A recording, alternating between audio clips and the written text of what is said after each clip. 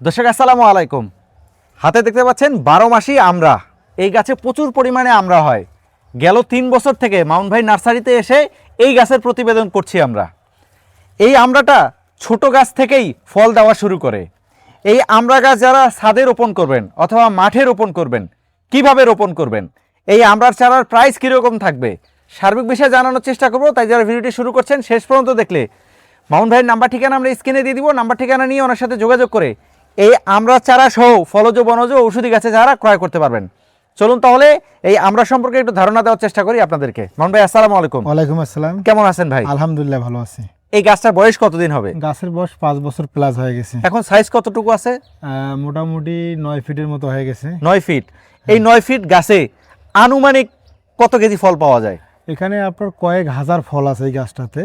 প্রচুর পরিমাণে আকারে ডাল ভর্তি গাছ ভেঙে পড়ে আছে, এই যে থোকাগুলো যে ঝুলে ঝুলে আছে। আচ্ছা, অন্য কোথাও হইলে তো এই পাতাগুলো ছিঁড়ে দেখাইতো, হ্যাঁ। কিন্তু আপনার তো ফলগুলো হইছে পাতার নিচে নিচে এরকম ঝোপালো ফল। হ্যাঁ। আচ্ছা, আপনার কাছে যে চারাগুলো আছে এগুলি রোপণ করার পরে আমরা কতদিন পরে ফল পাবো? আমরা সাধারণত কলম চারা লাগাইতে হয়। এটা হলো 12 মাসি একটা জাত, থাইল্যান্ডের একটা ভ্যারাইটি। কলম চারা যদি লাগানো যায় তাহলে 1 বছরের মধ্যে গাছে ফল চলে আসে। আর এখন তো বর্তমান সময় জিও ব্যাগ সেটআপকৃত গাছ আছে, ফল সহ গাছ আছে, এগুলো লাগালেই কিন্তু চলে আসে। আর 12 মাসি যত ফলের গাছ আছে সবার থেকে এটা একটু আলাদা। কেন? এটা পরিচর্যা যদি নাও করা হয় তারপরও 12 মাস দিয়ে যাবে। না ভাই, আপনি ভুল বলছেন। সবেদাও কিন্তু যত্ন করতে হয় না, আপনি বলছিলেন। আর সবেদা গাছে কিন্তু প্রচুর পরিমাণে ফল থাকে প্রতি বছর। আচ্ছা, যারা সবেদা গাছ রোপণ করবেন, সবেদা গাছকে বলি আমি পয়সা ওসুল গাছ। আজকে আরেকটা পয়সা ওসুল গাছ দেখাচ্ছি আপনাদেরকে। মাউন্ট ভাই নার্সারিতে যতবার আসি ততবারই ওনার গাছে, সবেদা গাছেও ফল থাকে, এই আমড়া গাছেও ফল থাকে। আচ্ছা, আপনার কাছে যে চারাগুলো আছে এগুলি যখন আমরা নিয়ে যে ছাদ বাগানে রোপণ করব, মাটিতে তো না হয় এত পরিমাণ ফল আসছে, ছাদ বাগানে কি এত ফল আসবে? ছাদের ক্ষেত্রে দেখা যায় যে মাটিতে যে পরিমাণ ফল হবে, যেহেতু মাটিতে চতুর্দিকে শিকড় চলে যায় আর ছাদে অল্প পরিমাণ শিকড় চলে যায়, এজন্য বড় সাইজের একটা ড্রাম বা জিও ব্যাগ যেটাতে দেন না কেন, খাদ্য ঠিকভাবে দিলে মোটামুটি ওটাতে খুবই একটা বাড়ির বা একটা পরিবারের ফল যতগুলো লাগে তার থেকে অনেক বেশি ফল চলে আসে। আমরা যেহেতু সবসময় ভালো ক্যামেরা ইউজ করি ফুটেজ ভালো দেখানোর জন্য, ক্লোজ করলে একটু এই ফলের গায়ে একটু দাগ আসার একটু এবড়ো থেবড়ো হয়েছে, এটার কারণ কি? এটা হলো একটা ব্যাপার হলো, যদি খুব বেশি কীটনাশক বা ছত্রাকনাশক বা যেটাই হন না কেন রাসায়নিক জিনিস ব্যবহার করা যেত তাহলে কিন্তু এটা পরিষ্কার ফ্রেশ থাকতো। আর একটা বিষয় হলো, আমরা খুব বেশি চকচকা আমের মতো বা মালটার মতো চকচকা হয় না, এটার উপরে একটু আবরণ পড়বেই। আমরা যে বরিশালি আমড়াগুলো আছে আগে থেকে খাই সেগুলোতেও কিন্তু এরকম দেখা যায়। সেক্ষেত্রে আমরা একেবারেই এটাতে কোনো ধরনের স্প্রেই করি না, না করার কারণে মানে একদম অর্গানিক। অর্গানিক। আচ্ছা, এইটা একদম বিষমুক্ত ফল, বিষমুক্ত। বাচ্চা কাচ্চা হোক, যারাই হোক, বৃদ্ধ হোক, সবাই খাইতে পারবে, সাথে সাথে খেতে পারবে। আচ্ছা, এইটা আসলে টকের পরিমাণ বেশি না মিষ্টতার পরিমাণ বেশি? এটা আমি বলে থাকি এটা 12 মাসি মিষ্টি আমরা, কারণ আমরা সাধারণত টক মিষ্টি ফল, আর এই থাই ভ্যারাইটি এইটা একটু মিষ্টতার পরিমাণ বেশি থাকে, এটা আমি মিষ্টি আমরা বলে থাকি। কয়টা 1 কেজি হবে? এটা মোটামুটি দেখেন, এটা 1 কেজি হবে একটা থোকা, না একটু কম হবে? একটু কম হবে। কয়টা আছে? এই যে 4, 5, 6, 7, 8, 9, 10, 11, 12, এই হয়তো 15টা লাগবে। এটা একটু সাইজে একটু ছোট, তো যেহেতু অনেক ধরে, অসংখ্য ধরে, যদি কিছু ফল হারভেস্ট করে দেওয়া যাইতো, কিছু থিনিং করে দেওয়া যাইতো তাহলে কিন্তু ফলের সাইজগুলো বড় হইতো। কিছু কিছু গাছে আমরা দেখি বলে 12 মাসি, কিন্তু বছরে দেখা যায় 2 বার হয়, অন্তত 3 বার হয়, কিন্তু এইটা কি সবসময় ফল হয়? এটা অল টাইম, মানে এভরি টাইম পাওয়া যায়। যে গাছে ফল অলরেডি বড় হয়ে গেছে, এদিকে ছোট আছে, এই যে আবার ফুল আসতেছে, আচ্ছা, পিছনে ফুল আছে, আবার হ্যাঁ, আবার দারুণ। করিও আছে, এটা করিও আছে। সবসময় এরকম ফল অল টাইম পাওয়া যায়। আচ্ছা, এই গাছে আসলে রোগবালাই কি কি হয়? আমরা যেটা দেখেছি, আমরা গাছে যেটা আসে সেটা হলো লেদা পোকার আক্রমণ হয়, মানে পাতা ফুটো করে নিয়ে যায় এই, বা ফুটো করে খেয়ে নেয়, এইটা সমস্যা দেখি। তাছাড়া অন্য কোনো সমস্যা দেখি না।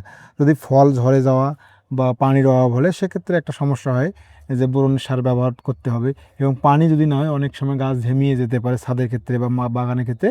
এই কয়েকটা জিনিস লক্ষ্য রাখলেই হলো। আর গাছে যে পরিমাণ খাদ্য দেওয়া হয়, বিশেষ করে গোবর সারটা একটু যদি পরিমাণ মতো দেওয়া হয়, গাছ এমনি সতেজ থাকে এবং ভালো থাকে, আর এরকম ফল দিয়ে দেয়। অনেকেই তো ভাই এই আমড়ার চারা নিতে চাবে, অনেকের কিন্তু প্রথম প্রশ্ন ভিডিও আপলোড করলেই একটা কমেন্ট দিয়ে ভর্তি থাকবে, সেটা হলো দাম কত। আসলে এই চারাগুলোর প্রাইস কীরকম থাকে আনুমানিক? কারণ গাছের তো বিভিন্ন সাইজ থাকে। একটা জিনিস বলে রাখি যে গাছের প্রাইস আসলে বলা মুশকিল হয়ে যায়, কারণ আমার কাছে এখন 300 টাকা দামের গাছ যদি থাকে, এই গাছটা অনেক সময় সেল হয়ে যায়, অনেক সময় আবার 200 টাকার গাছ আমরা রেডি হয়ে যায়, আবার এটাও সেল হয়ে যায়। অনেক সময় জিও ব্যাগে যদি থাকে সেটা হয়তো 1000 টাকা বা 1500 টাকা 2000 টাকা গাছের সাইজ অনুযায়ী, গাছের ড্রামে থাকলে সেই অনুযায়ী আসলে দাম থাকে। এই জন্য আমি বারবারে বলি, যারা গাছের দাম শুনতে চান তারা সরাসরি বাগান এসে, বিভিন্ন ভ্যারাইটি আছে, কারণ ভিডিওটা তো অনেক দিন থাকবে। আচ্ছা, এই ভিডিও দিলে আগামী 5 বছর পর্যন্ত ফোন আসবে, 5 বছর 10 বছর 15 বছর পরেও মানুষ এই ভিডিওটা দেখবে। তখন দেখা যাবে যে বাজার অনুপাতে, জিনিসপাতির দাম অনুপাতে আসলে গাছের দামটা ওই রকম থাকবে না, কমা বাড়া থাকবে। জি, আচ্ছা, সেক্ষেত্রে মানে একবারে দামটা ঠিক মতো বলা যায় না, বলা মুশকিল হয়ে যায়। আচ্ছা। অনেক এই জন্য বলি, যারা হোয়াটসঅ্যাপে বা ফোনে যোগাযোগ করে জেনে নিতে পারে। কতটুক সাইজে চারা পাওয়া যাবে? আমাদের কাছে এই সাইজ চারা আছে এবং জিও ব্যাগে সুন্দর সেটআপকৃত চারা আছে, মিডিয়াম সাইজের চারা আছে, বিভিন্ন কোয়ালিটির সাইজের চারা আছে। পাবলিককে যত জিনিস ভালো দেখান না কেন, লাভের কথা না বলে এই ভিডিওতে ক্লিক করবে না। সেক্ষেত্রে যারা বাণিজ্যিক বাগান করবে, এইটাতে আসলে বাণিজ্যিক চাষাবাদ যিনি করবেন, এটার বাজারের চাহিদা কেমন, আর এটা থেকে আসলে প্রফিট করার সম্ভাবনা কেমন? একটা বিষয় আপনাদের জানিয়ে রাখি, যেহেতু আমরা আমাদের দেশীয় ফল আমাদের দেশে আগে থেকেই হয়, সারা বাংলাদেশে মানুষজন আমরা খাই, ঝুড়ির মধ্যে যে দেখবেন যে কেটে কেটে রাখে, তারা লবণ দিয়ে খায়। আর বাণিজ্যিকের ক্ষেত্রে আমরা তো একেবারেই লাভজনক ফল, কারণ এইটার বাগান মানুষ খুব কম করে, কারণ এটা সম্পর্কে অত বিস্তারিত মানুষ এখনও বুঝতে পারে নাই। যেমন লটকন, লটকন এখনও বাগান কম করে, কিন্তু লটকন একটা গাছে 2-3 মণ ফল পর্যন্ত ফল দিয়ে দেয়, এটা ভালো একটা টাকা দেয়। আর এটি হলো 12 মাসই আমরা, 12 মাসে হয়ে থাকে, সাইজ একটু ছোট, তবে এটার বিসি বা বীজ যেটাই বলেন না কেন সেটা সহ কিন্তু খাওয়া যায় যদি মেচিউরড হয়ে যায়। আর একেবারে যদি খুব ওভার মেচিউরড হয়ে যায় সেক্ষেত্রে বীজটা কিন্তু শক্ত হয়ে যায়। এই জন্য যেহেতু 12 মাসে পাওয়া যায়, বরিশালি আমরাগুলো সিজনে পাওয়া যায়, এটা 12 মাসে যেহেতু পাওয়া যায়, বাণিজ্যিক হিসাবে আমাদের ডিমান্ডফুল একটি গাছ, এবং যারা ছাদ বাগান করেন তাদের জন্য একেবারে ডিমান্ডফুল গাছ। আসলে গাছের উপযুক্ত সাইজ কতটুকু গাছ সমতলের জন্য ভালো? সমতলে বাণিজ্যিক বাগান করার ক্ষেত্রে আমি সবসময় বলি, আদর্শ চারা লাগাইতে হবে এবং রোগমুক্ত চারা লাগাইতে হবে, সঠিক জাতের গাছ লাগাইতে হবে। 12 মাসির আমরা বা এই আমরারে বীজ খেয়ে যদি কেউ লাগায় সেটা কিন্তু আর 12 মাসই থাকবে না। এটাতে 12 মাসির ছায়ন নিয়ে, 12 মাসি গাছের ছায়ন নিয়ে কলম লাগাইতে হবে, তাহলে কিন্তু এই সঠিক জাত হবে। এই জন্য সঠিক জাত এবং আদর্শ চারা, রোগমুক্ত সুস্থ সবল চারা সঠিক জায়গা থেকে নিলে এটা বাণিজ্যিক এবং মাঠ বাগান, ছাদ বাগান দুই জায়গায় করা যেতে পারে। এই যে আপনারা চারাগুলো পাঠান বাংলাদেশের বিভিন্ন জেলায়, সেক্ষেত্রে আসলে কন্ডিশন কি থাকে, কিভাবে চারাটা আসলে কাস্টমার হাতে তুলে দেন? আমরা সাধারণত সারা বাংলাদেশের 64 জেলা কভার করছি এবং উপজেলা পর্যায় পর্যন্ত আমরা দিয়ে দিছি, এখন আমরা গ্রাম পর্যায়ে দিচ্ছি। আমাদের এআর মামুন নার্সারি ছাড়া 64 জেলার যত গ্রাম আছে সবার বাড়িতে চলে যাচ্ছে। তবে আমরা যে সিস্টেমে গাছগুলো পাঠাই সেটা হলো, যারা প্রবাসে থাকে তারা ভিডিও কলে দেখলো, দেখে গাছগুলো পছন্দ করলো, তারপরে গাছগুলো সংগ্রহ করলো। এবং এখানে গাছ পছন্দের ব্যাপার একটা আছে, জাতের একটা ব্যাপার আছে, জাতটা আমরা আগে ইনশিওর করি, তারপরে গাছ দিয়ে দিই। আমরা অনেক সময় করে থাকি ফুল পেমেন্ট অনেকেই দিয়ে থাকে এবং অনেকেই হাফ পেমেন্ট দেয়, আর সর্বনিম্ন 30% পেমেন্ট দেয়। আর যদি 2-1টা গাছ হয়ে যায় সেক্ষেত্রে কুরিয়ার খরচ আমাদের পাঠিয়ে দেয়, আমরা কনফার্ম হওয়ার পরে গাছ প্যাকিং করে তারপরে পাঠিয়ে দেই। যখন গাছ চলে যায় কুরিয়ার অফিস থেকে ফোন আসলে ওরা গাছগুলো রিসিভ করে। আমাদের কোনো কাস্টমার এ পর্যন্ত গাছ ব্যাক দেওয়ার চেষ্টায় থাকে না, সবাই রিসিভ করার চেষ্টায় থাকে। অনেক সময় দেখা যায় যে অনেক সময় গাছ মরে যায় পাঠাইতে গিয়ে, সেক্ষেত্রে আসলে কি করেন? এটা লাগানোর সময় যদি মরে যায় বা যাইতে যাইতে কুরিয়ারে একটু ভেঙে বা ক্ষতিগ্রস্ত হয়ে যায়, সেক্ষেত্রে তো কাস্টমারের মন খারাপ থাকবে, এটা তো আমাদেরই দায়িত্ব। এজন্য আমরা লাগানো পর্যন্ত এবং গাছ একটা সময়ে যে মারা যাওয়া যেতে পারে বা 1 মাসের ভেতরে যদি কারো গাছ মারা যায়, সেক্ষেত্রে আমরা রিপ্লেসের ব্যবস্থা করে থাকি।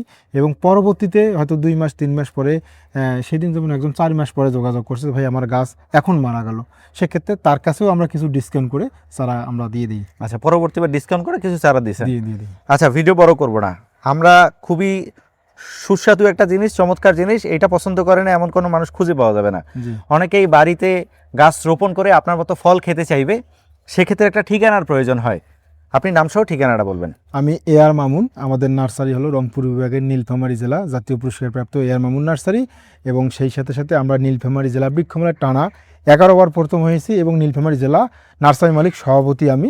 যারা গাছপালা নিতে চান বা গাছপালা সম্পর্কে জানতে চান আমাদের সাথে যোগাযোগ করলে বিস্তারিত জানতে পাবেন। আচ্ছা মামুন ভাই, ধন্যবাদ। দর্শক, ওনারা শুধু বৃক্ষ মেলায় পুরস্কার পেয়েছেন এটা না, ওনারা জাতীয় পুরস্কার পেয়েছেন। এআর মামুন নার্সারি কিন্তু সাম্প্রতিক জাতীয় পুরস্কারও পেয়েছেন।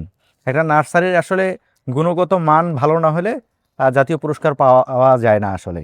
আর সবচেয়ে বড় কথা হচ্ছে, দেখতে পাচ্ছেন ছোট্ট একটা গাছে প্রচুর পরিমাণে আমরা ধরে আছে। আপনি নিজের চোখে দেখলে বুঝতে পারবেন। এখানে আসলে পাতা রয়েছে, পাতার ফাঁকে ফাঁকে দেখতে পাচ্ছেন ফল। এই যে দেখেন কত বড় একটা ঝোপা, এরকম পাতার ফাঁকে ফাঁকে বড় বড় ঝোপা হয়ে আছে এই আমরার। তো এই আমরার চারা সহ বিভিন্ন ধরনের চারা ক্রয় করতে চাইলে স্ক্রিনে নাম্বার দেখাচ্ছি, ভাইয়ের নাম্বার নিয়ে ওনার সাথে যোগাযোগ করে আলাপ আলোচনা করে চারা ক্রয় করতে পারবেন। আর যারা মনে করেন যে আমি এসে দেখে শুনে চারা ক্রয় করবো, সেক্ষেত্রে ভাই যে ঠিকানা দিল সেই ঠিকানায় এসে দেখে শুনে চারা ক্রয় করতে পারবেন। একটা জিনিস সবসময় ভুল করেন, চ্যানেলের নাম্বারে ফোন করেন। চ্যানেলের নাম্বারে ফোন করবেন না, নার্সারি মালিক হচ্ছেন উনি, আর ইউটিউব চ্যানেলের মালিক হচ্ছে আমি। ইউটিউবের মালিক না অবশ্য, চ্যানেলের মালিক, চ্যানেলটার ওনার। আমি এই চ্যানেলে কাজ করি, এই জন্য চ্যানেলের নাম্বারে ফোন করবেন না। আর এই নার্সারি মালিকও আমি না, নার্সারি মালিক হচ্ছে ভাই।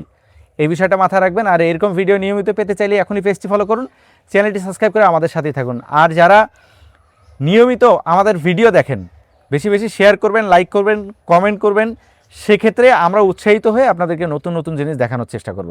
তো ভিডিওটা আর বড় করছি না, যারা ধৈর্য ধরে দেখলেন আপনাদেরকে অসংখ্য ধন্যবাদ। ভাই আপনাকে অসংখ্য ধন্যবাদ। ধন্যবাদ।